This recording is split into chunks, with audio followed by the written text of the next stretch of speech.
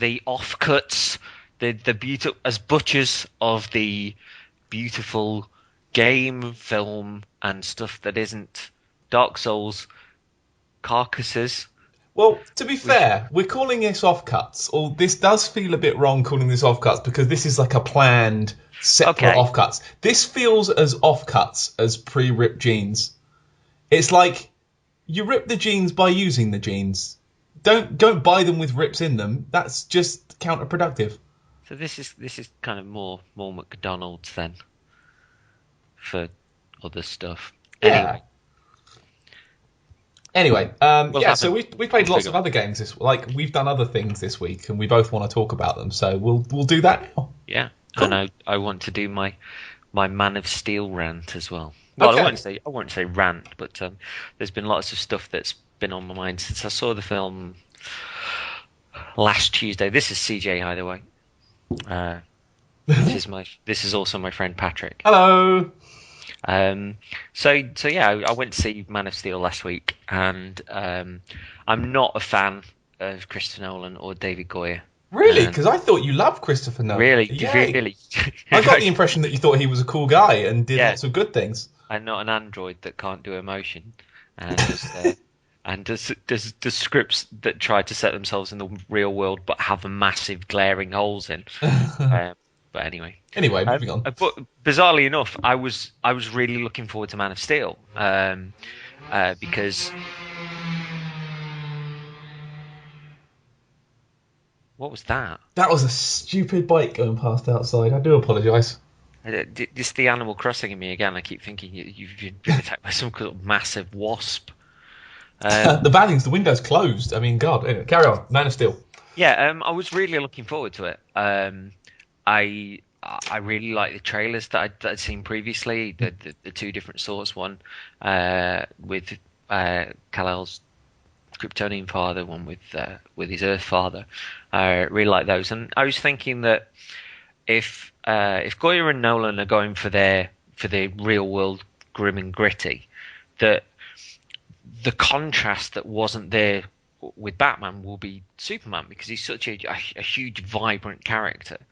Even on the face of it, even if you mute things down to blend into the real world, I'd imagine that this angelic, powerful character will stand out massively against the backdrop of whatever story they're setting it against, and there'll be something a little bit more there. And I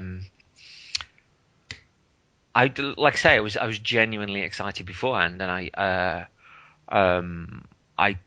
saw a thing on Twitter from Comic Book Girl 19, and if anybody's listening and they're not looking at Comic Book Girl 19's YouTube channel, you really should, because movies, Game of Thrones, comic books, it's all brilliantly done.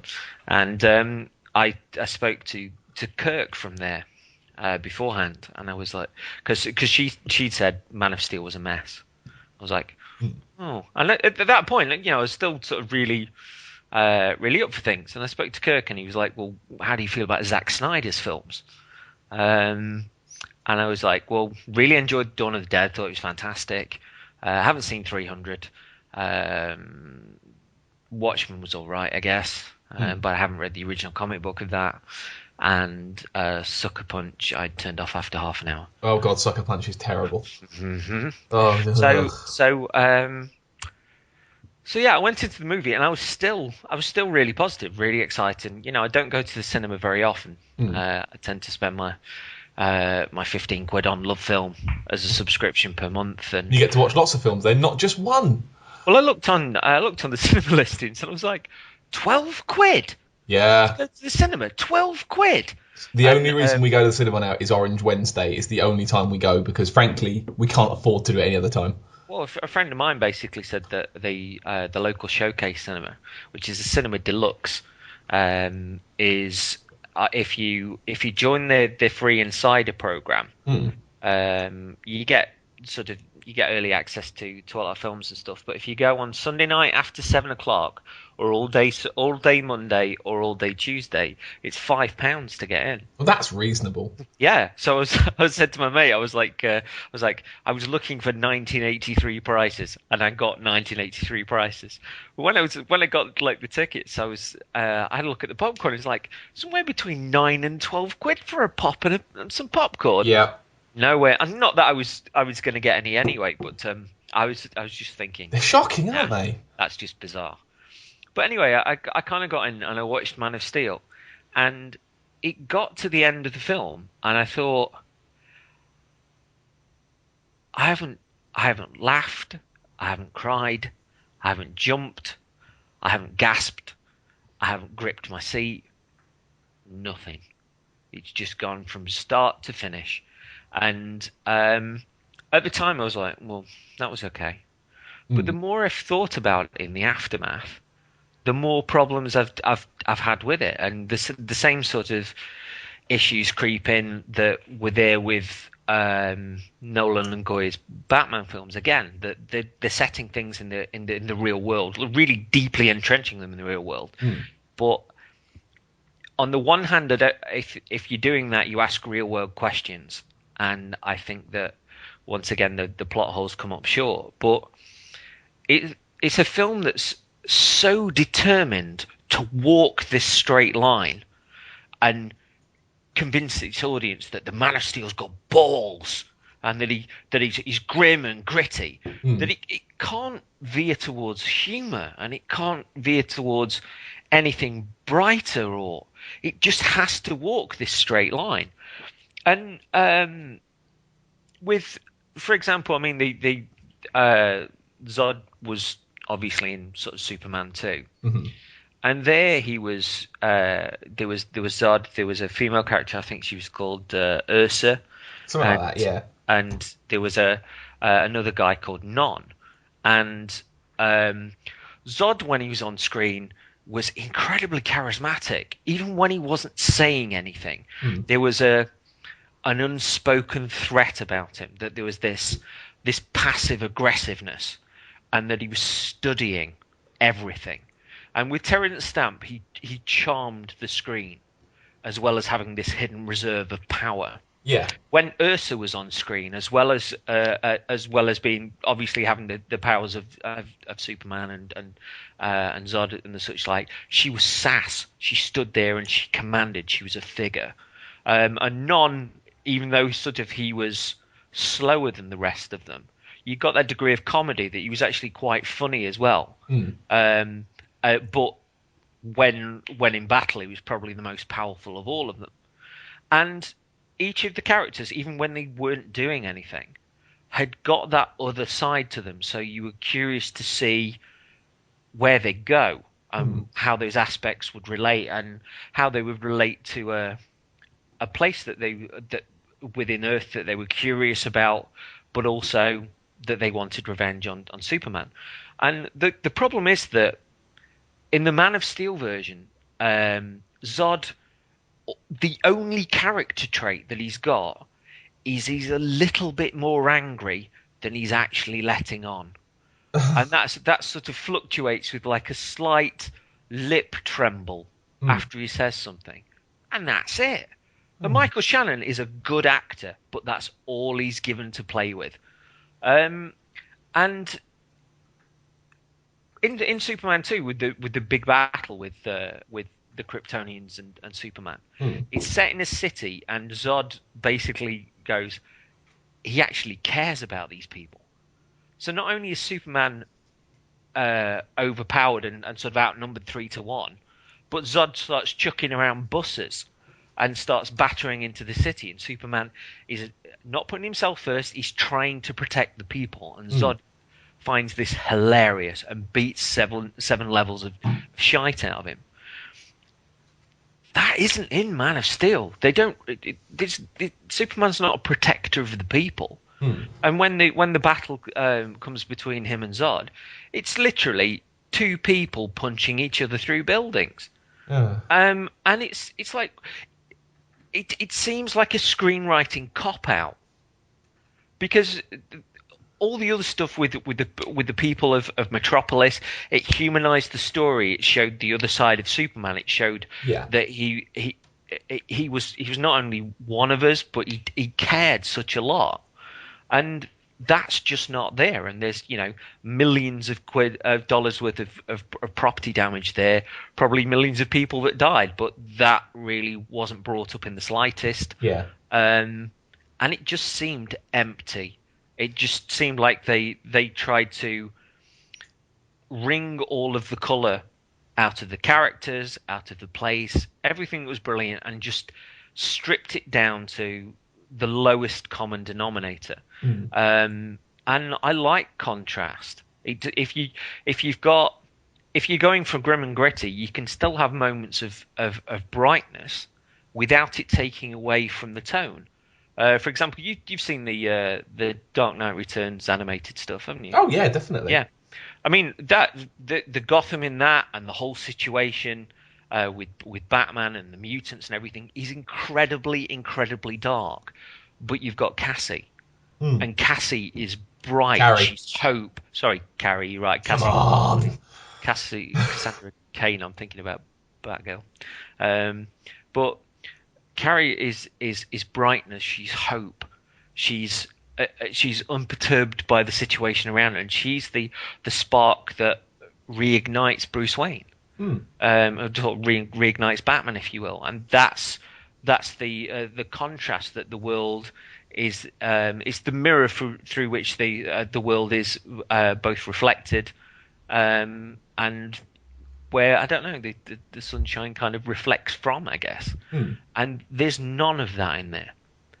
You've once again got a Lois Lane who's got no drive whatsoever. A Lois Lane that just seems like a damp squib. For me, that's what always worries me about like the love interest in every film is they've always got the potential to be just kind of just there. Like, did you see Green Lantern? Unfortunately, yes. Yeah, the love interest in that, I can't remember a single thing that she said or did. Yeah. To be fair, I did switch my brain off for basically that entire film, and I was dumber when I came out of it. For me, Lois Lane is the sort of character that just will not rest. That she's got to the position that she's in, and she maintains that position because she's driven. Because it's just bang bang bang. She wants to get on the best stories. She wants to find out more. And she just keeps going. And for me, Lois Lane within a Superman situation, if all hell's all hell's breaking loose, she'd be trying to contact the people that could help. She'd be looking into it. She'd be trying to protect the survivors. She'd be down on the beast trying to running around like a headless chicken. People's point of view. She wouldn't just be standing there or running away. Lois Lane wouldn't run away, and it's a problem for me with female characters in films where often you'll get them being very feisty and very tenacious at the start, and then they'll finally fall for the male lead character, and they'll basically just become this sponge that's stuck in the corner. They sort of shut down. Here's a question. Here's a question about the film. I've not seen it yet. Sure. I've heard there's more Clark Kent in here. Is there a bit of Clark Kent, like being newspaper guy? Does he work for the Daily Planet in this one? Like, does he know Lois Lane outside of being Superman? You only get Clark putting on the glasses in sort of the final 10 seconds. Okay, because what I don't like is this is a very long held complaint with I think everybody who's read any Superman, is that Lois Lane is a reporter and she is up close with Superman all the time. How does she not know that is Clark Kent? How can she not tell? I think within the general Superman mythos, that's the kind of sprinkling of fairy dust that you kind of have to accept going in. Drives me crazy. They deal with this in the end of it. She kind of in the new film she knows who he is, not as Clark Kent, but she knows sort of who he is, and kind of I think even snogs him before the Superman moment. But at the end of the film, this isn't a particular spoiler. It's just like, oh, this is the new guy in the newsroom. It's Clark Kent, and she just smiles at him, and they know. Yeah. But nobody else seems to know, and Yeah, it's essentially it's Superman in glasses. And drives this me is another mad. thing that if you put in, I mean, Superman in the general sense of the term, you accept the Clark Kent thing going in. Hmm. And the best take I've ever seen on that was in Mark Waid's Superman Birthright, where Mark Kent and Clark, it's identified with the fact that his physique, people are going to go, you're Superman. There's no way you can't be Superman. Hmm. So they work on his body language so that as Clark, he's hunched over a bit, and it actually hurts him quite a lot to do it. He's hunched over. He wears clothes that are too baggy for him. Hmm. You've got a degree of the Christopher Reeve persona. So within the way that Wade painted it, it was like, here's this guy that's really, really tall. He's not got the body language of Superman. He's a little bit of an idiot. Yeah, he looks a little bit like Superman. Can't be Superman.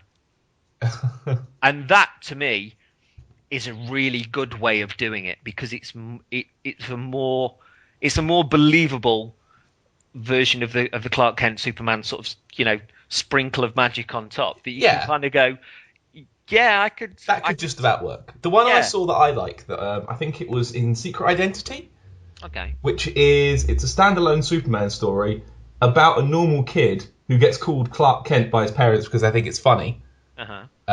And then obviously, oh, you're like Superman, ha, ha. Oh, And that's the yeah, and then when Kurt he's like Busiek 14, story, isn't it? yeah, and then when he's 14, he actually gets Superman powers, and it's all weird, and he kind of hides, and what he does is he kind of puts stuff in his cheeks to make his face look different when he's Superman, Uh-huh. and manages to kind of, stay hidden for years by not really showing his face much, and, sort of, yeah, like I say, stuffing stuff in his cheeks so you can't sort of tell that it's him.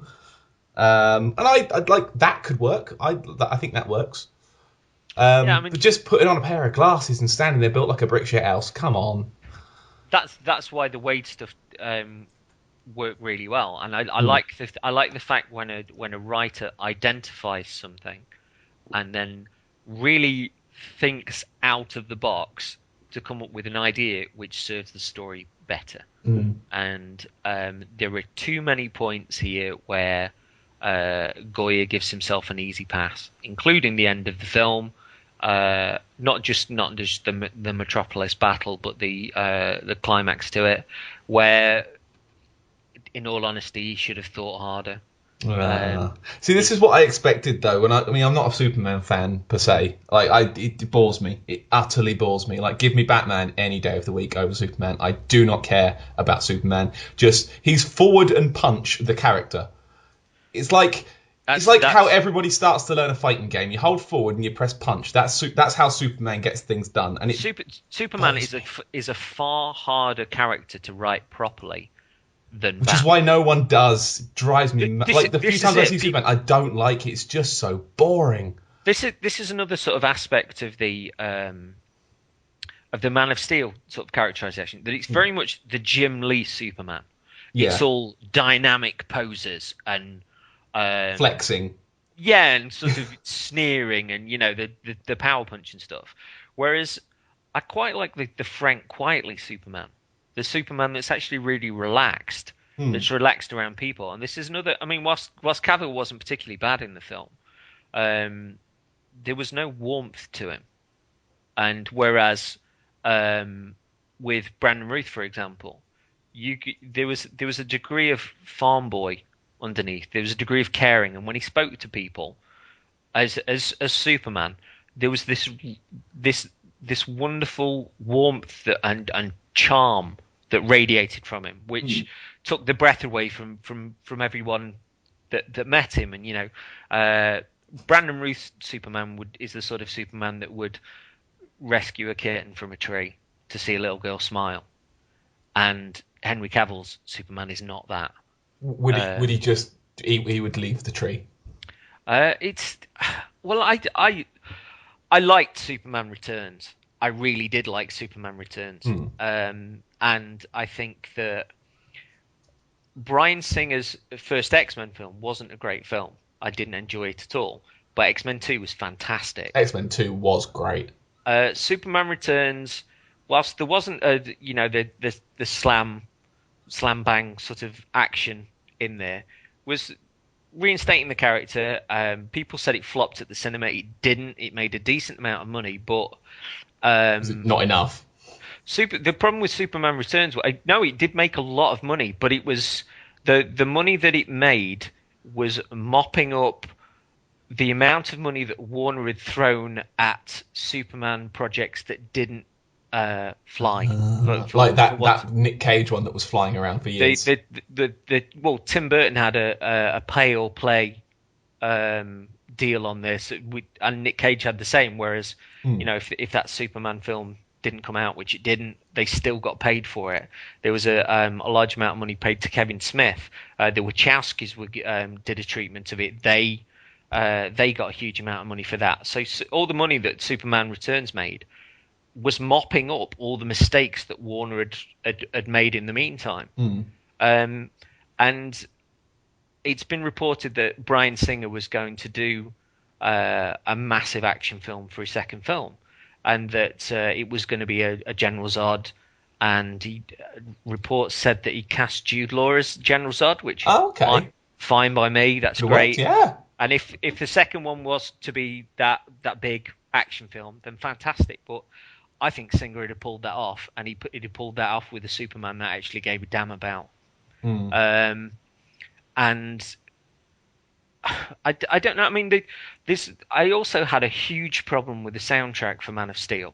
It's essentially the first two notes of one of the Superman themes. It goes dun-dun, and then it does a few swathes of synths and stuff, but that's all it does. And it's depressing. I mean, I know that they're moving in a different direction, and they're trying not to associate too heavily with the Superman films previously, but you've got an iconic theme there. And even going back to Superman Returns, you've got the point where the space shuttle won't launch from the top of the plane, and the plane's in trouble. And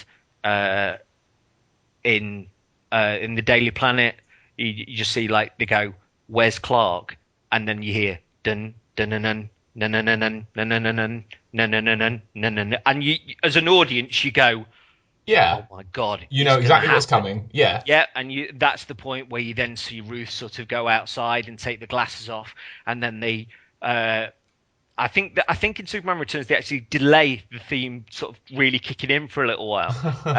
But when that dun dun dun dun dun dun dun, dun like kicks in, it's huge, and I think as a John Williams theme, it's better than his Star Wars theme. I think it's absolutely iconic, but it's a huge colour on the film, and it's the point where you're telling the audience, this is it. Just grab the edge of your seat. And even in Superman Returns, with the sequence that happens with the plane and the shuttle after that, it was phenomenal. They smacked the theme music all over that, and it was huge. And that was another moment that was bereft in Man of Steel. They even managed to do that in Smallville. They got like the very last shot of Smallville is him getting the suit and flying off, and the music kicks in. Really? Apparently, yeah. I never actually watched it, but yeah, my friend Adam told me about it. It's like the last kind of couple of minutes is him picking the suit up, and then you see him sort of fly off with the music kicking. They even got that music in Lego Batman 2. Oh, that's cool. When you control Superman and you start to fly, the music kicks in. Not when you're running around, only when you start to fly. And when we worked that out, me and Laura had a little happy spaz. It was like dun dun dun dun dun dun dun dun dun. Oh my god, I'm flying as Superman! Controlled like crap, but it didn't matter.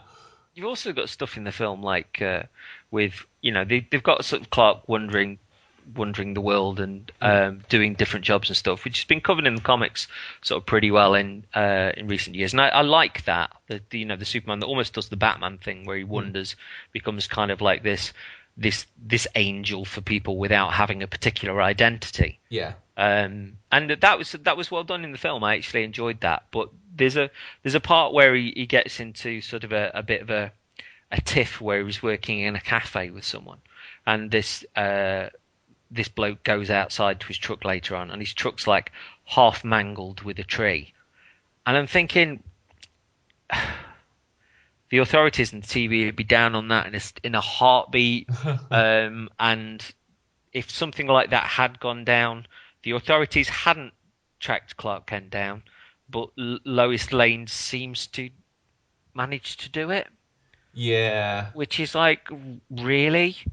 And yet again, this comes back to the fact that you're really pitching your tent within the real world. You ask real world questions of it. And I was really saddened that I didn't like it. And the more, I mean, I know more people that loved it than hated it. I've seen a lot of positive buzz, definitely. I've seen some negative, but it's been about 80% positive that I've seen on the internet so far. Yeah, I mean, maybe the second film will be a better film, but I'm of the opinion now that Goya and Nolan don't make films for me. Since after what you said, I mean, I didn't really care anyway. I think I'll wait for the Blu-ray. But get it off Love Phil. I really don't. I have no desire to go see it after what things you've said have just kind of confirmed my suspicions in a way. But I'll sort of give a tip of the hat as well to treatments that I love and treatments that I hate. We'll go back to what you were discussing, Green Lantern. Yeah. The deal with Green Lantern, from what I remember, is in the comics that Hal's father never showed him any affection whatsoever. And part of the drive within Hal Jordan is to want to be better than his father, and somehow in doing all these incredible things that he does with fighter jets and pushing himself to the edge of death, that to almost win his father's affection, even though his father isn't around. It's a strange thing, but that's sort of the subconscious spark that keeps him going.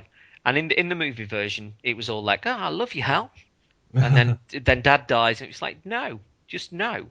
And Hal Jordan in the old comics was always boxing gloves, and the big arrows and things like that. Oh yeah, like giant baseball bats, that sort of thing. It was Kyle Rayner that did the clever stuff with the ring, because Kyle was a graphic designer, and so all of the little quirks and the superb imagination came from Kyle's ring.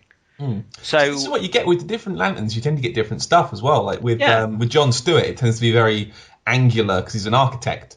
Yeah, lots of angles, and Guy Gardner's just big punchy things. Yeah, but I'm okay with that because Guy Gardner's my favourite.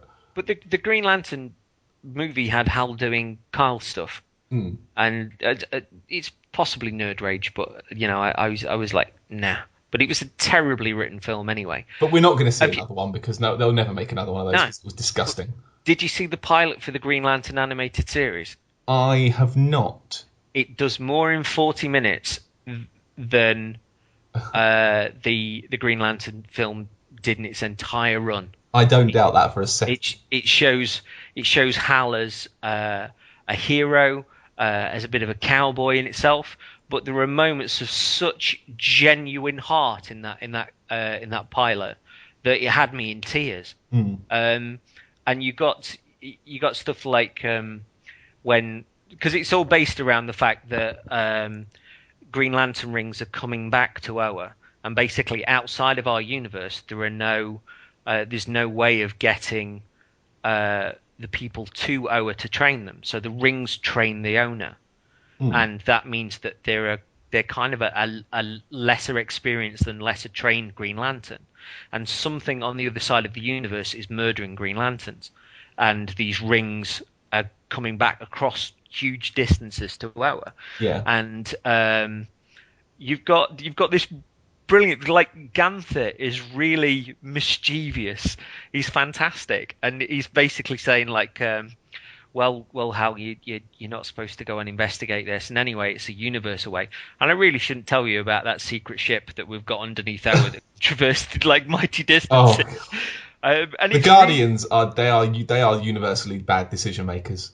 But they're Gant's terrible fantastic. people. He sees this quality in Hal, and Hal sort of escapes in this ship, and it's gonna this ship's got an AI, and basically the HAL blasts away kind of Millennium Falcon style from Oa, and he asks about sort of how long it's going to take to do the calculations to do this light speed jump, and sort of the AI sort of basically says it's going to take something like 2 days or whatever it is, and the AI is a female voice, and HAL goes, "Can I call you Aya?" And the AI is sort of quite taken aback, and like Kilowog's like, "Why are you referring to it like that? It's just an AI." And Hal says, "Aya, there are people on the other side of the universe that are going to get really hurt. I'd really appreciate it if you could do something about it." And it's a warmth, it's a heroism. And then Aya basically said, "Well, she cuts corners on this light speed jump, and all that means is when it comes to the end."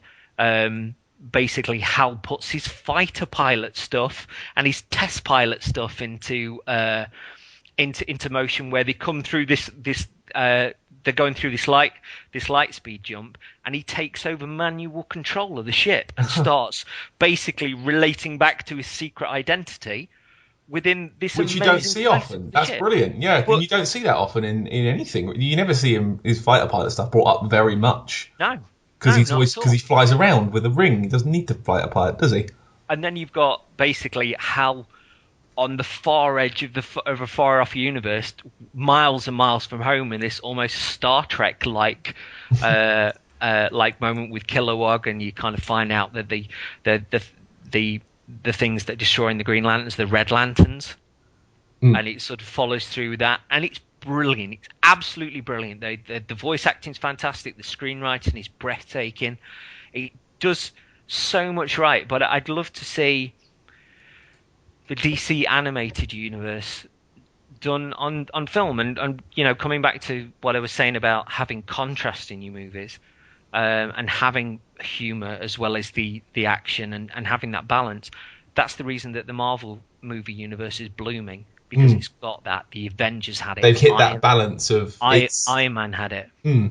It's got real... They've got... I mean, that's what Marvel tends to do quite well, usually. Anyway, I mean, all the characters have their own, flaws, human things about them. Well, they're not afraid to make you laugh. And they realise that when you've got those things equally, you can still thrill somebody and make them giggle. And the interplay in the Avengers was wonderful between the characters, and yet there were moments of real danger in there. The thing that made Iron Man 1 so good, which they stuffed up so badly in Iron Man 2, was that you were watching as much for Tony Stark as Iron Man.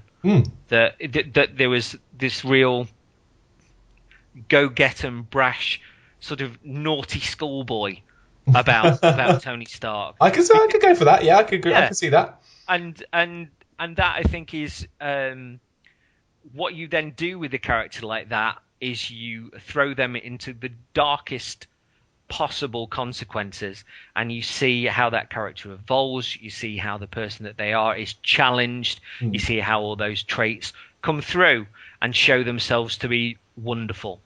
And that, to me, is what's lacking with the Nolan Goya DC universe, because they just bleach everything down to the lowest common denominator, and what they're left with is something without quirk, without contrast, without personality. It just walks a straight line.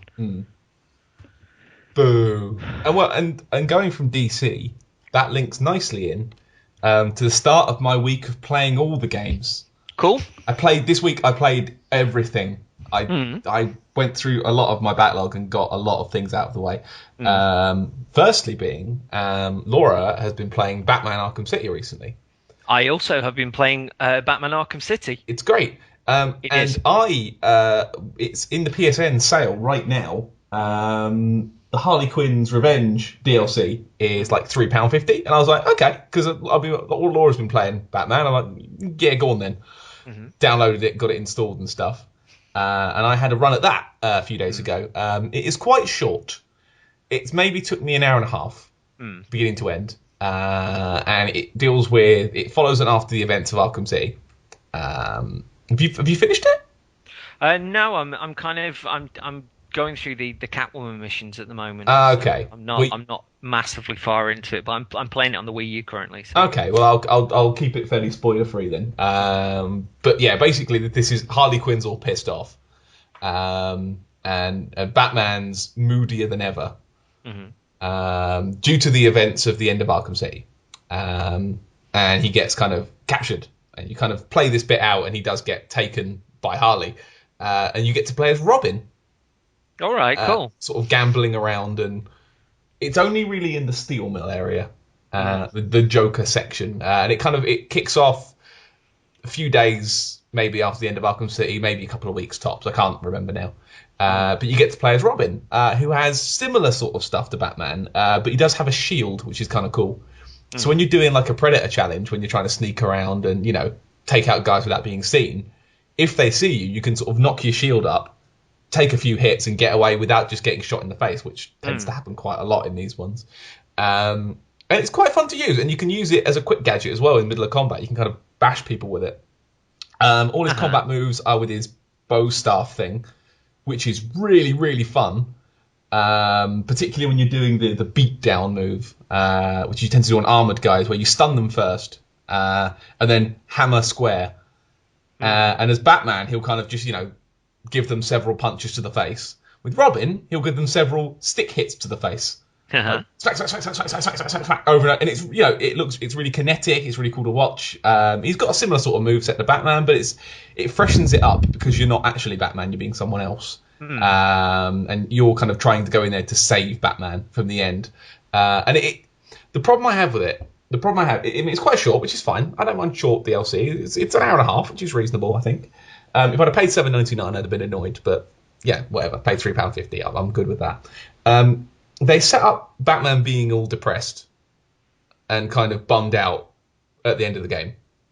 They set that all up, that he's depressed, he's not really talking to anyone, he's been sort of grimmer, and you get a sense of that throughout the DLC as well, that he's quite, grim. He's grimmer than usual. There's no humour in him at all now. He's like, give me the key. He's an angry man. And it kind of feels like they're going to go somewhere with it, and then it just ends.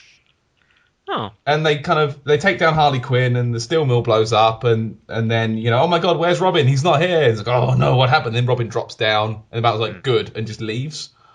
It's like, okay. And Gordon's like, is he okay? And Robin's like, yeah, he's fine. He's Batman. And then it just ends. It's like, I wanted a bit more out of that. Do you think they perhaps planned some further DLC that they never finished, or they? No, I think they've tried to set it up for a sequel. I don't think they've been able to work it out yet, which is why we're getting Arkham Origins. Because I think they're setting up for a sequel, but it's from the ending, I can see why they'd have problems getting there. It's not an easy one to just build on the end of, but I think they're clearly setting it up. Like the ending of it just ends on such a flat note. The end of the DLC does anyway. It ends on such a flat note. It's like, well, come on, I want to see more than that. That was quite unsatisfying. Show me something else, and maybe as a leader into another game, brilliant. But if that's where it stops and if that's where it ends, and it's pretty disappointing. It's fun for like I say, for £3.50. I've played worse. It's a fun experience, to run around as Robin and dick about and experiment with his stuff, but. Just the story stuff, it just leaves. It doesn't finish, and I felt very unsatisfied at the end. I was like, "Oh, is that it? Oh, crap!" I've got that all sort of packed in with the Wii U version. So even better. Yeah, including the costume pack, which is great. It's fun. It's wonderful to play as the Alfredo Alcala sort of 70s Batman. Oh, the costume packs are great. I think in the main game you can't, in the PS3 version at least, you can't use the outfits until you've beaten the game. Yeah, with the Wii U version, it might even be the same on other versions actually, because I've read this. But when you're on I think it's on the save screen. There's a kind of combination of something like left, right, down. Oh, down, yeah, I've seen that. Yeah, and you can select them from there. So, but you can't. You can view all the different costume packs sort of on the title screen anyway, but you have to, once you've selected one, you're committed to it for that game. And it's a little bit rubbish that it doesn't hold on to your costume selection for the next time you load it up. Ah. So you still have to go through the Go out and in again. Yeah, you still have to go through the selection before you before you go in. But it is nice, and it's the same developer that did the Wii U version that are doing Arkham Origins, and they've done a great job. And the stuff like hearing the goons from down below coming through the Wii U gamepad. It's fantastic. That's pretty cool. There's a little quirk on the actual game itself that basically when you fight the goons, sort of there's a meter that builds up, and when you've got to this meter, you press a button on the Wii U gamepad, and it gives you sort of a extra powered hits for about until it all ticks down again. Yeah. And it works really nicely. I really like it. And you've also got the stuff where you can select all the gadgets from the gamepad, and when you're looking around the room, you can hold the gamepad up to the telly and sort of scan it from. It works really well. Cool. And I picked it up for about a tenner, so you can't can't argue with that, can you? So I'm looking forward to Arkham Origins. I am looking forward to Origins because I do like my Batman games, and these ones have been superb. That was one of the standouts for me of E3. I really liked what I saw. But interestingly, I was watching a YouTube channel tonight, and the channel's mainly a Nintendo focused channel, but the guy there is a huge Batman fan, and he actually played 15 minutes of Blackgate. The mobile one, isn't it? It's the one that's coming out in 3DS and Vita. He says absolutely outstanding. He can't wait to get his hands on it, and nobody's seen anything of that on the net particularly yet. It's been announced, and that's it. You know it's coming, but that's about it, really. Yeah, but he said it was a phenomenal handheld game, and that's coming to both 3DS and Vita, so that's pretty exciting. Looking forward to that one. So after I played that, what I chose to do then, I thought I'll go through some of my the smaller games on Steam, because I pick up a lot of games from Humble Bundles and stuff. I thought I'll play some of those. I'll go through and I'll see what I've got, and I'll finish some of these off. So the first one I did was Dear Esther. Okay. Now you see, from an outsider standpoint with Dear Esther, I know a lot of people have complained about the there's no shooting to be done and all that kind of stuff, but I quite like the idea of walking within a story. That sounds pretty interesting to me. Obviously, depending on the story and the surroundings and stuff, but that's not something that I'd might. Especially, how we had that conversation the other week about The Last of Us, where you were just happy wandering in that story. I mean, I know a lot of it was down to these characters and their interactions. And but the place itself was lovely realised as well. Lovely realised, you know what I mean? It was a nice place to walk around in as well. Sound like a Cockney orphan. It was lovely realised. Oh, lovely realised, geezer. God bless you, Mary God Poppins. bliss. But the problem is with Dear Esther is that it is essentially, you are right, it's just walking around and you hear kind of snippets of a story. There's a guy telling you the story as you go around, and you can sort of hear it in your head. But I can't help wondering if I would have enjoyed it more if the story wasn't there. All right. Because I mean, it has got a story in there where he's talking to this Esther, and as she goes through, it's kind of weird stuff happens, and not happens, but you hear odd things in this story, and it sort of transpires that someone was a drunk driver, and you sort of find bits of broken car every now and again. They kind of drip feed bits and bobs for you, but the problem is if you don't go to certain places, you won't hear certain bits of the story. So if you just progress through, you could miss half the story without realising it.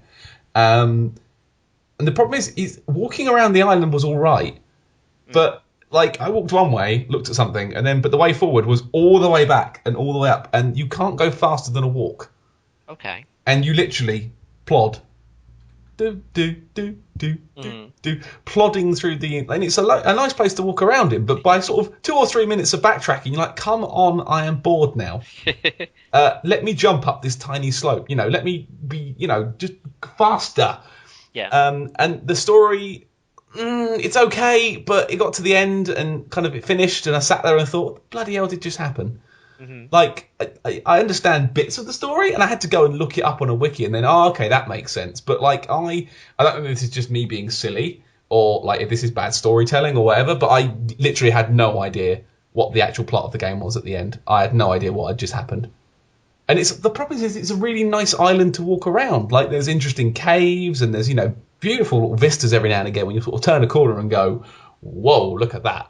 Do you think it's counting on, or at least hoping that the audience will go back and replay it to find those story quirks? Maybe. But I don't know. It feels like sounds like the draw to go back isn't strong enough no. to make people want to do that. I don't want to do it again.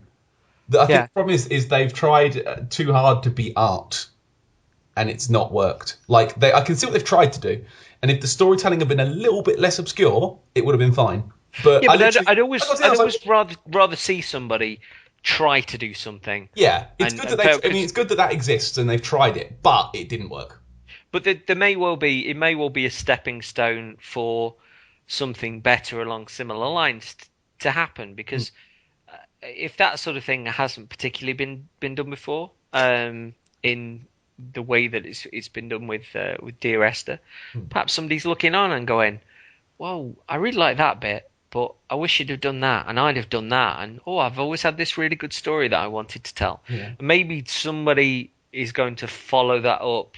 Well, you say a game of their own. You say and that it be a little sharper. I believe the actual developers of it are making not a sequel, but a similar sort of follow up to it. And from what I say, my facts are a little bit blurry on this, but from what I remember, it's like an much more open place, and you've got a set amount of time to walk around in this place, and experience stuff in that place. And there'll be more stuff than you can see in like 2 or 3 goes. There'll be more stuff there that's around that you can kind of piece your own conclusions about what's happened there, and who people are. It sounds really interesting in that kind of way, that I'm going to go off this way and I'll have a completely different experience to the person that went off that way. And we'll come to different conclusions at the end about what's what happened and stuff. And that sounds really cool. Yeah, it sounds like one to watch. Maybe the developer themselves has kind of gotten to the point where they're looking at what they did, they see the pros and the cons, and they're sort of like, well, this is the way that we'll go next time. So just make the storytelling a little bit less abstract, and I'll be fine. Because weren't they sort of Half-Life mod developers before? It was they a mod did that, initially, I believe. Yeah, and the ending, it just literally fades to black at the end, and you're thinking, is it over? And you have to literally quit out. It's a very different thing going from doing game mods to actually game design, and integrating story and engine together. So yeah, I keep my fingers crossed for those guys, because it sounds like it sounds like the next one will be better. It sounds like they could be on the cusp of something, and it's figuring out exactly that move forward. Yeah. But the fact that they're experimenting, that they're trying different stuff, and that they're still motivated to keep creating, that's exciting. Well, what I did next then, when I finished Dear Esther, is I played... What I thought that game would be great if it didn't have all that story in it. So I played that game. That game was called Proteus. I've not heard of that. Proteus. If you've not heard of Proteus, basically it's... you've got an island, like a procedurally generated island, and there's no actual game in there. You literally are wandering around an island, and it's really kind of low-res, blocky colours. Think Minecraft, but if it was made 10 years before Minecraft. Like, it's blocky. There's like the trees are literally like Amiga sprites. Oh, cool! It's all 3D, so it's 3D, and the things just as you walk past them, they just kind of turn. Yeah. But it makes an island, and you just walk around, and you get like audio chimes when you're near certain kinds of tree. You'll hear a certain chime. If you see a frog on the floor, it'll kind of bounce away. If you go near certain rocks and things, you'll hear different music as you go past. And when kind of stuff starts get when you get sort of more things in one go, you've got this sort of crescendo of music as you're walking around. And it's a cool place to walk around and explore. And then sort of as you go through, night falls and you kind of start walking around in the dark, and you sort of notice some sort of swirly stuff, and you kind of walk over to the swirly stuff, stand in it, and it kind of fast forwards to autumn. and then it's the same place, but it looks completely different. You're like, oh, that's cool. And you sort of walk around a bit more, and essentially there's no actual point to it. Like, there's no goal, you can't pick anything up, you can't break anything. Literally, there's no plot either. It's just an island. But you just kind of potter around and enjoy it. And I enjoyed it more than Dear Esther because it wasn't trying to be, it hadn't tried something and failed. It had done exactly what it wanted to be and been exactly what it wanted to be. And it was fun. I really enjoyed walking around it. I say, you can probably run around the whole thing in about half an hour. And that includes going through the various sort of stages of the year as you go through. Were both of these in a kind of humble bundle together? Oh yeah, definitely. Yeah, so yeah. How much did you pay for each of them? With humble bundles. Yeah, tell me in horse talk. Nay. In humble bundles, I tend to put in between $5 and $10 usually, which I think is fair. That normally say things like soundtracks and things. Yeah, I always try and go over the odds when there's soundtracks. If it's one that I've got a lot of games for, I'll still kind of do it, but I won't put much money in if it's one, because a lot of the games tend to repeat after a while. Things like, what's it called? Machinarian's been in at least 3 of them. But that's fine. That's fine. I'm okay with that. I can put the money in for it. It's a humble bundle. It helps charity as well, and you feel good when you do it, and you get games out of it, so, why not?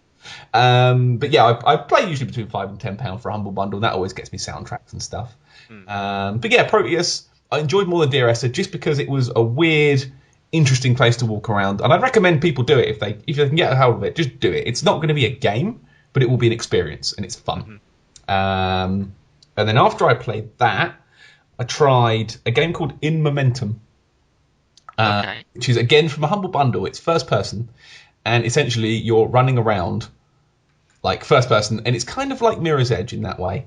It's like the Mirror's Edge pure time trials, where they were just kind of distilled down to shapes and blocks, and you could jump over them like that. This is not as good as that by a long way. Like, I can see what it wanted to do, like where you run around and you kind of trying to get through a world quickly, kind of shooting targets open with it's not a gun, it's like a magical force power, but you shooting with air quotes, doors open and you're jumping over gaps. The problems came when I couldn't get past the tutorial. Oh, right. The jumping is floaty and bad, and the controls are terrible. Like, you have to use Alt to drop faster out of the air, which is completely in the wrong place for my hand. Alt is not a button that I know where it is, and I have to think about it every time. By the time I've thought about it, I've missed the jump. And it's like, you know what, sod it. And I tried the real game, and it got to a point where I just couldn't be bothered. And it's upsetting because it looked really fun, and then it just completely failed, and it missed the mark on every kind of quality level I can think of. It missed. Didn't look good, didn't play good. I don't want to go back again. I'm good. It took me like 10 minutes to turn it on because it took forever to install as well. But so paid about £1 for it. Yeah, I got a humble bundle. So it's all about the humble bundles. I played a couple more. A game called Cogs, which is a puzzle game where you've got to move gears in to kind of make stuff turn. That was all right, I guess, as a sliding puzzle game, but whatevs. Played a bit, gave up. And then what I did is I then played Thomas Was Alone again. Okay. Because I've played this before and I've talked about it before in the podcast. Thomas Was Alone being the game about the tiny square people that have more personality in them than any game I've played. So once again, we've got the theme of this podcast of characterization. Yeah, exactly. Well, I say it's going to sound bad. They've got the most characterization of anything I've played in the last 2 weeks because I just played last of. Before then, it's quite a squiff statistic there. But before then, it was quite a long way before I cared about anyone as much as these little cubes. But what I decided to do is I just jumped in because I had a save at halfway through, and I thought I'll turn the commentary on. Because there's a commentary track. The guy's made a commentary track for every single level. Okay, I'll turn it on. Yeah, and I turned it on. I played like 2 levels. I thought, right, I've got to start again from the beginning and listen to all of this. Because it was that good. It was great, yeah. And the guy, a guy called Mike Biffle, is the guy that does it. And he's done, like a colour commentary for every single level. And a lot of times the commentary takes longer than it takes to get through the level. So I'd sort of sit by the end waiting to go, just listening to what he was saying. And it's amazing. He's an English guy, isn't he? He's an English bloke, yeah. Yeah. I saw some stuff on my Twitter timeline that people were disappointed that he wasn't at Rest or something like that. Yeah. He's a British guy, and like the little facts that have come out of it have been great. It's all the kind of little things you'd hope that you'd hear out of like an indie developer. Yeah, odd sods, odd bits of info. Mm. Like for example, the name Thomas Was Alone. He was just making a game about squares at the time. Like he was just putting together, and one of his friends said something like, "Call it Thomas Was Alone because that's emos, and emos posted on the internet." And that's why it's called what it was. And it's like as soon as they named it that, they couldn't help but think of this little red square as Thomas. Yeah. And that's where all the plot stuff started spiraling out from. It's like, well, he's Thomas, and what do we do from there? And they kind of, as soon as you name the game, it's like that's where you are Thomas, and it all kind of spiraled out, and it's kind of goes through how a lot of that expanded, and explaining how this level so you can teach the player you can do this, and this player so you can teach the player you can do that. There's a great bit where he sits there and he basically apologizes for the stair puzzles because you're generally moving 2 or 3 squares around at a time. And they can jump different heights and they've got different properties and things. So you've got to kind of get them in position to jump up. And he says his biggest regret is the stair puzzle simply because it's like you solve the puzzle to get up the step and then you've got to solve it another 4 times. Mm. And it's like by that point you know the solution to the puzzle and I'm just making you do it again for the lols. And he said he actually took out a lot of the stair puzzles that were in there. So it could have been a lot worse. And he does apologise on the thing. There's even as well, he talks about a motif that happens quite a lot, is where he'll give you a character with an ability. Mm. Like, for example, there's one called Claire, who's a big blue square, and she can float. And what he'll do is he'll show you their power in a sort of small environment, so you'll sort of just see it, and then the immediate level afterwards, they won't be able to use that power. Yeah. For example, there's a guy called John who can jump really high.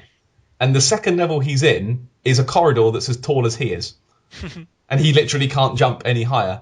And he's like, I've just noticed I do that all the time. And it comes up a few times as you go through. And it's really, really cool to see that. And even, I sort of watched it all the way to the end. And at the end, he's like, well, thank you all for, playing the game and then, liking enough to listen to all of this commentary, and thanks for buying it, I guess. And that's in a humble bundle. I think it's in one right now. So I'd recommend it to anyone. It's funny you should mention that because we've got a thing up in Nottingham called Game City Nights, where basically it's kind of a celebration of video games, and it's tied in with Nottingham University, and we've got sort of a few developers around here as well. That we've got Crytek in Nottingham, we've got they absorbed the guys that used to be Free Radical Design. So there's a lot of other stuff, but Nottingham University do these talks and invite sort of guests from the gaming industry to give speeches and to talk about their games and about game design and stuff like that. And Mike Bethel was at the last one. Oh. And I only found out about it at the last minute, and I was working late, but they got Cara Ellison was there, Mike Bethel was there, and apparently this thing on game design, there was a whole segment about Dark Souls in it as well. I was like, oh man! But it's basically something like £8, and it's the last Thursday of every month, and people get together, and it's getting more and more popular as well. So awesome.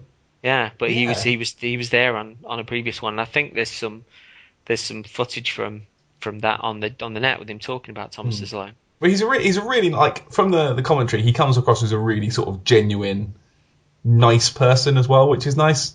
Sweet. I can actually sit there and listen to him talk, and he's got a real he sort of talks about things that work, things that didn't work, and sort of the personality that he's got on like into it. He gives a crap about what he's making, and it's really nice to talk. It's one of the things I was curious about with that director's cut that's coming of Deus Ex Human Revolution, because that has 8 hours worth of director's commentary on there. And I think a few people have kind of poo-pooed it a little bit because and play a game again to listen to director's commentary. But I think if it's entertaining and it gives you an insight to the game, and the people that are telling you those stories are storytellers within themselves in the way that they want to enthuse about something that they love and tell you about its development. And I can see that personally as being a a draw to a game to return to it after I finished it. Well, that makes me want to buy the new version of Deus Ex now, because I loved listening to this commentary on Thomas Was Alone, and it makes me want to listen to more. More games need to have that. Well, they've said that the this director's cut is, they've retooled the game, they've redone the bosses, meaning that you can take them on in the same way as you'll play the rest of the game. It's basically been rebalanced. The DLC has been plugged in, so it plays out in the correct timeline, and you don't have to play that afterwards or aside. It will play chronologically in the game, in line with the rest of it. But you've got the entire strategy guides on there. There's 8 hours worth of director's commentary, and the PS3 version is going to use the Vita in the same way as the Wii U version uses the gamepad, which is great. So you can play all the hacking games with touchscreen, and which sounds fantastic to me. So yeah, that might be because I've already got my pre-order in for the Wii U version, but when the PS3 one's announced, that sounds like it might be a. I'm going to see if I can get a hold of that. Yeah, it sounds like it might be not only cool for you to get as well, but it'd be neat for us to do a podcast and sort of talk about I don't know how it feels to not only go through the game, but to what the developers' commentaries are like, and to discuss that, because that's still a relatively new quirk for games, and it's something that I enjoy in movies. I've actually watched all 3 of those Lord of the Rings films with commentary on. Yeah? Yeah. 12 hours of my life. Some of the best commentaries I've seen on films have sort of been quite out of the blue. The best one, I'd say, at a push that I've ever seen or ever listened to on a film was the commentary for Equilibrium. Oh, okay. Which is a film that I love anyway. But I like that film too. Huh? I like that film as well. Well, the commentary is because they made the film for $10 million, which is ridiculous considering how good it looks on screen. Oh, yeah, definitely. And the director is constantly talking about how they couldn't afford sort of set design, and basically their designer was like, well, I'll dress the room with light, or the camera was slightly lower for the majority of the scene because they didn't want to put in a CGI backdrop beyond the window. And it's basically how they cut corners. But the best bit on there was, there's a bit towards the start of the film where a door's kicked down and the camera sort of flies into the room, and the director was saying, well, people were asking, do you rotoscope that? Was it just difficult to do? And he says, basically, we were looking for an interesting effect for it. And one of the Romanian guys, I think it was, that they got on the production team said he got an idea. And basically, they got a door, they tied a camera to the door, tied the door on a rope, and then threw the door into the room. and the door and the whole shot, because there's a judder on the end of it, the whole shot is basically this door sliding across the room, and when sort of the rope that it's on comes to its proper length, it judders and bounces back, and everybody thought it was a special effect, and it wasn't. It was a camera tied to a door, which was tied on a rope, on a bit of rope, which was thrown into a room. That's brilliant. I love stuff like that. So yeah, that's a really good director's commentary if you ever get a chance to listen to it. Yeah. But yeah, moving on then. The last thing I played. Everyone needs to go play and buy and listen to Thomas Was Alone because it's superb. I love it. The last thing I played was something our friend Prinny from the Polygon forums gave me for Christmas. He gifted me a copy of Spec Ops: The Line.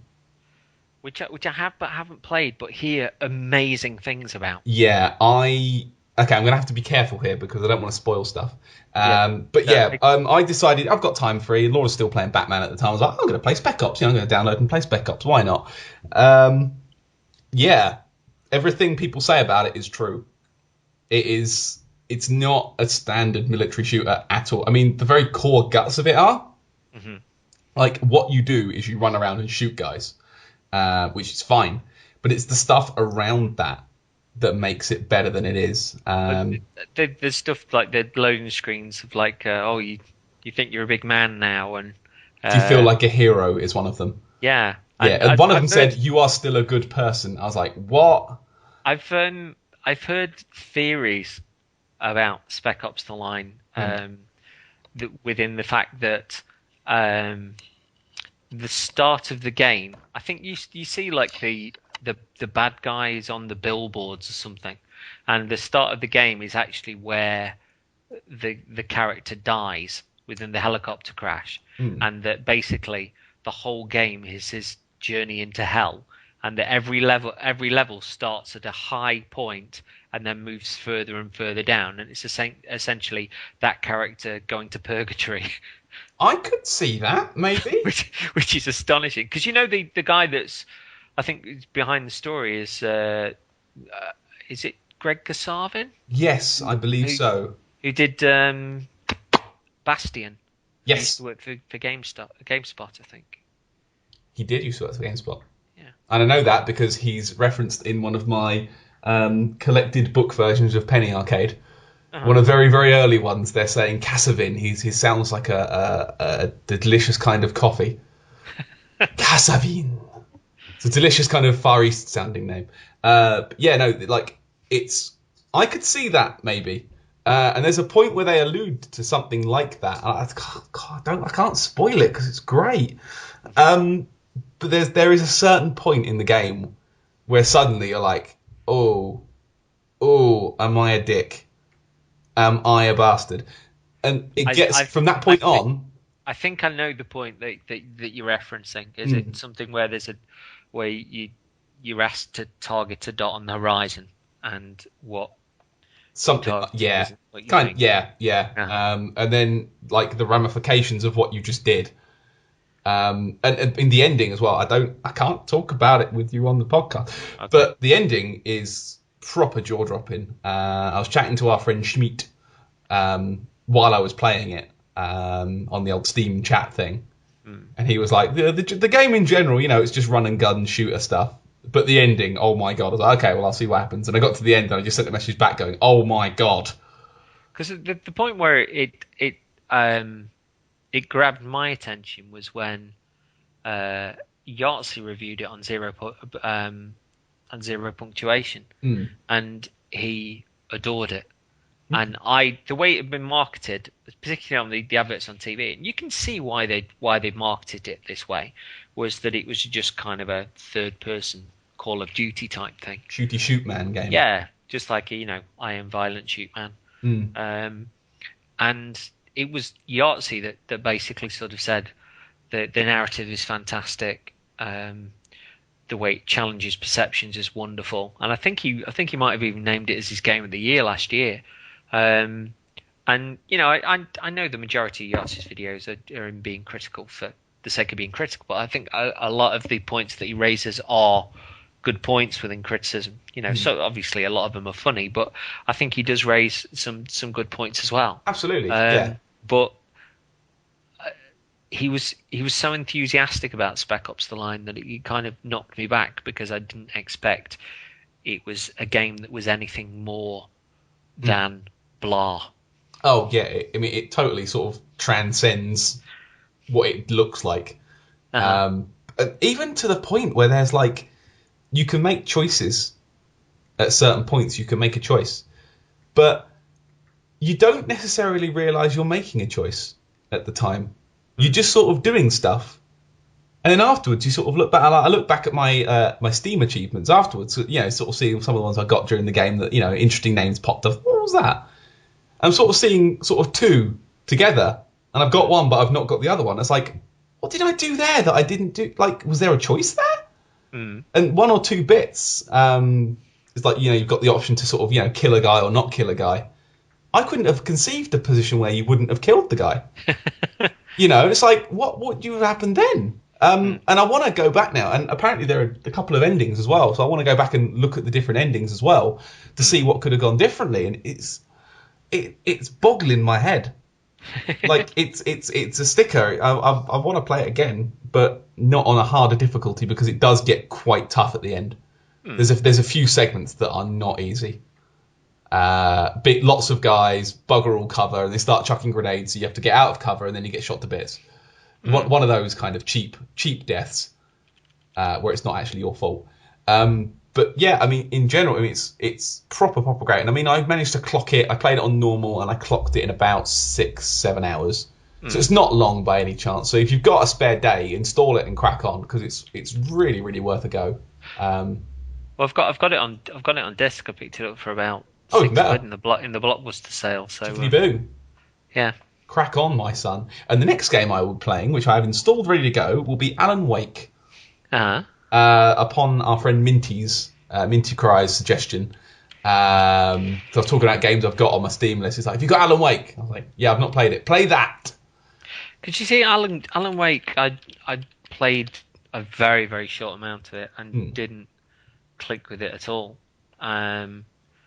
So, but it's one of those that I've heard rumblings from a few people as time's gone on. And I think Chris Grant's a really big fan. And I've thought, oh, maybe I'll go back to that.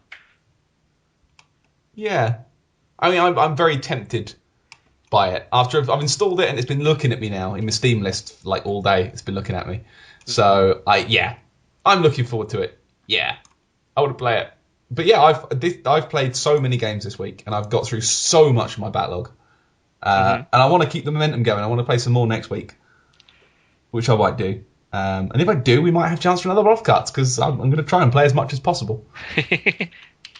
And of course, my life has been devastated by Animal Crossing. Oh, I've heard as much. I've absolutely heard as much. It's been wonderful to see my Twitter timeline just go a world of bonkers about Animal Crossing, and there's even a Fox McCloud 555's put a thing tonight where the woman in the shops basically said that we'll give you more bells, which is the currency today, for frogs, and you can get frogs from some of the pools and stuff, but also one of the characters that lives in a village is the frog. You see sort of like this announcement, and then Fox's character kind of holding the axe that cuts down the tree and peeking behind like a house, and then the last thing is a close up on the face, looking at the frog. I will cut you. But it is bonkers. It's tons of fun. It's when you explain it to somebody, there's a lot of mechanics, but it sounds dull, and it's not. It's just wonderful fun, and it's very funny. The sense of humor is belting. It's like it's a superbly surreal Monty Python-esque sense of humor.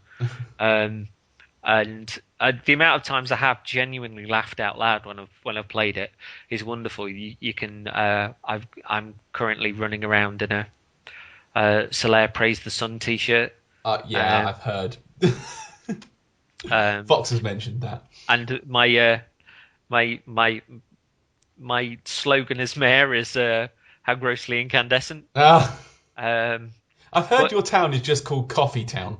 It's just coffee. Yeah, I'm CJ from Coffee, and you get sort of different people moving in. They've all got different quirks, and some want to give you T-shirts, and some will give you sort of presents for doing stuff. And everybody's town's got their own little nuances. Like my town grows apples, and when Fox came to visit my town, she bought cherries from her town and peaches from Brandon's. So you can then take those to the shop and they're like, oh, I've not seen these before. I'll give you lots of money for them.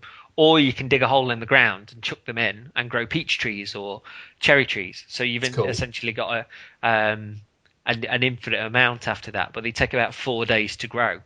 And you know, I've now got trees that do lychees. I've got cherry trees. I've got peach trees, and I've just been to an island which has just opened up because I was nice to this old tortoise. And I've now try and say that in a way that doesn't sound like an insult. And I've got lemon trees and coconuts. Although I had already got a lemon from this Bushido-looking cat that wanted me to give a present to an armadillo, and the present was this really really snazzy tank top, which the armadillo put on immediately, of course. And I got a lemon as a thank you, so I've sort of planted that. But that's before you start going fishing, and you can hunt for bugs, you can fish, and you then take them to this museum. And there's an owl that's there that just stays there all the time, and sometimes falls asleep, but it's a 24-hour museum, and the person that you play seemingly has these kind of TARDIS pockets that will keep all life, whether it swims underwater or it's bugs or whatever, completely alive. And no matter how big they are, they will fit in their pocket, along with bug nets and shovels and God knows what else. And you have to borrow some money to upgrade from a tent to a house. Then you start building your house up. You can buy furniture for your house, which seemingly differs in everybody's game, which is why on like the Polygon forums there's a trading post. There is. And it's just wonderfully addictive, and it shouldn't be as addictive as it is, but it is. The fishing game, I'm surprised there's anything left in the water. I've been so addicted to it. And this bizarre stuff like the fish, normally when you sort of throw a line in the water, the fish will swim up to it and they'll give a little dink on the end of the line, then give another, and then when the line sort of bobs into the water, that's when you kind of tap A and they start swishing around in the water and you sort of pull them out. But there's certain points where you'll see like something that's swimming and it'll be like dink, it gives a little nudge on the line, dink, then it does it again, dink, then it does it again, and you try and reel it in, and it's a can or a tire. Like, how did that do fish things underwater? Also, I went out to. I woke up in the middle of the night the other night, and I thought it was hallucinating. That I went down to the beach in the game, and I started fishing. I was like, "Oh, it looks like a massive fish," and I reeled in a hammerhead shark, which of course then went into my pocket, and then I took it into the museum. It's totally safe. Yeah. So it is mental, and I get the feeling I've only just scratched the surface. Tonight. When I was playing, there was basically a cow that was sprinting around the village, and it had got this backpack full of carpet and wallpaper. And why? It spoke to me like a Far Eastern traveller, like this real mystic, and it was like, yes, I will come to your house, and I will make it look beautiful. Show me where you live. And as I walk in, it just started trotting like at speed behind me, and then it drops this bombshell at the end that Tom Nook, who's the creature that gives you the money to upgrade your house and stuff, and he sells the shop, has given him a warning. What? Yeah, but I've heard lots of tales of people being really shitty to characters in Animal Crossing as well. Like one of the guys on Cane and Rinse basically didn't like somebody and dug holes around their house so they couldn't get out. And then one of the characters, from somebody else, one of the characters accused their main character of stealing something. So they put up a massive sign outside their house telling everyone that he was a liar, and then designed a T-shirt and put that in the shop. And the residents of the town were basically saying that this character was a liar. And the character moved out. That's brilliant. It is stunningly mental, but it also shows that because it's a really relaxing game to play as well. It's one of those you can just sit in front of and not even switch off, but just be so genuinely entertained that the pains and the strife of the day can disappear, and I think that's quite an art in itself. Yeah. See, if I was gonna pick up a DS at any point, that it's from the amount people have been talking about it, that's the kind of thing that I'd get for it. Because it just sounds, it doesn't even sound like the kind of game I usually play. It just sounds bloody mental.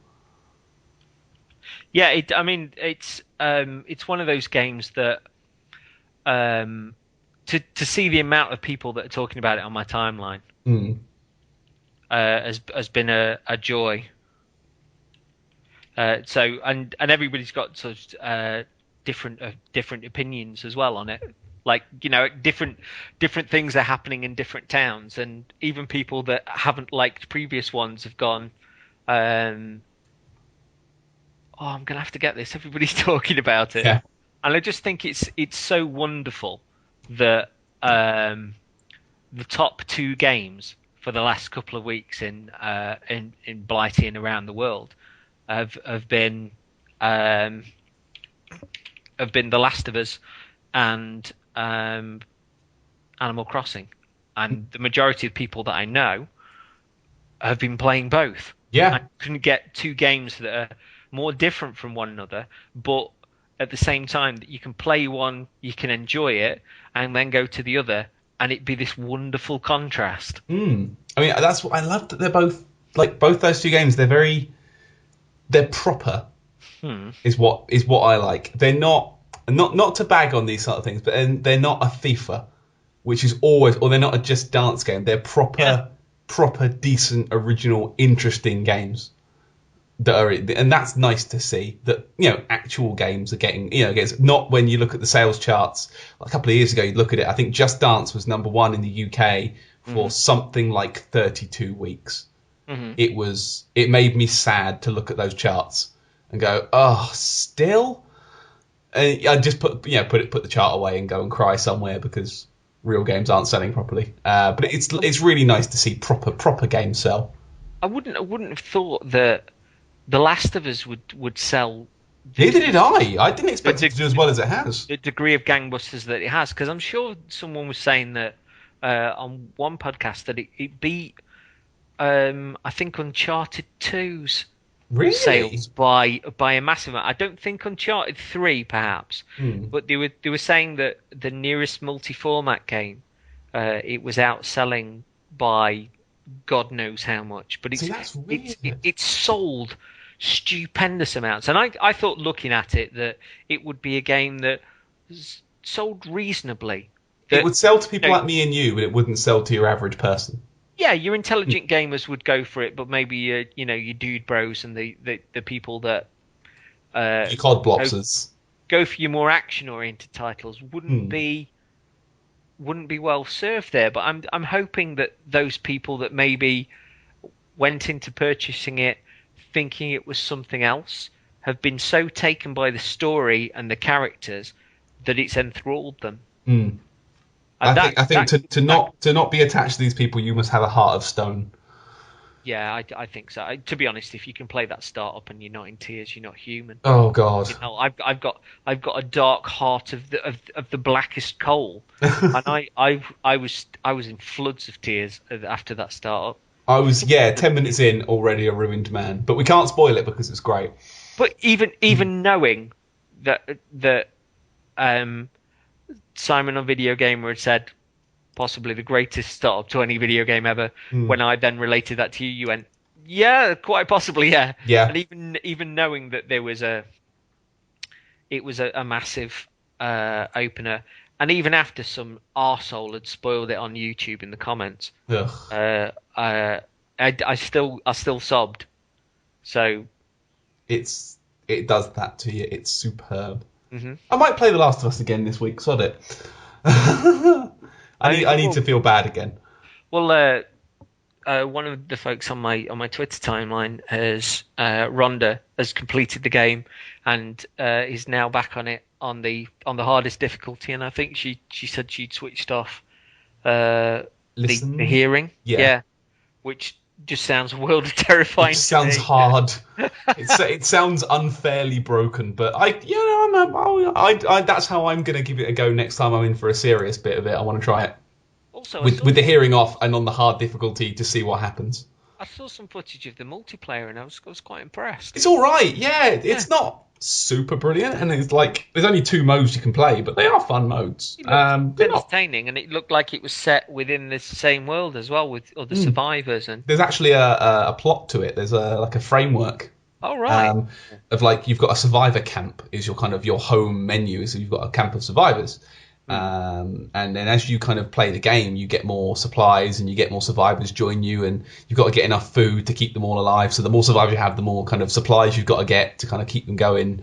And I think if you keep your town alive till the 12th week, is when you get the best stuff, and is when you sort of win, as it were. But yeah, I really, really enjoyed it. And there's another cool little feature, which you won't like. But what you can do is you can connect it to Facebook. Okay. And it will use your friends' pictures and names as the survivors. And it will have a little ticker going at the bottom. So you'll be sitting there in your menu and it will say, Joe Bloggs is digging a latrine. Stephen Johnson is building a perimeter fence. And it's just That's really cool. Yeah, and you see their names and faces go down the bottom. It's like, oh, that's really cute. And then when someone's ill, you think, oh, God, I've hurt Steve. Yeah. I hear that's there's... Well, as a slight aside, that anybody that's playing XCOM has said that if you name your soldiers after your friends, it gets to be quite difficult when one of them dies. That's what I intend to do when I play XCOM. Yeah, I'm gonna have to keep that on soon. Yeah, mine's downloaded and ready to go. Thank you, PlayStation Plus. I've been kind of waiting for my moment on that. Yeah, same here. I need a few days to give it the time it needs. But anyway, we'll draw this to a close now because I really need to have a bath before bedtime. Yeah, that's cool. Yeah, this was the first planned offcuts, which again it feels like pre-ripped jeans, but what are you going to do? We'll figure out a title, but I think this one should not be an afterthought from the Dark Souls podcast. It'd be nice for this to go up on YouTube on its own as well, so we can put it on the Tumblr, which is twinhumanities.tumblr.com. And all the Twitter as well. There's a Twitter too. Yeah, well, at Twin Humanities, I believe, and we'll get that all up. And yeah, the YouTube might be slow coming, but the audio files at very least will be up tomorrow. Cool. Right. Thank you all for listening again. Thank you very much. We'll see you again. Goodbye. Bye.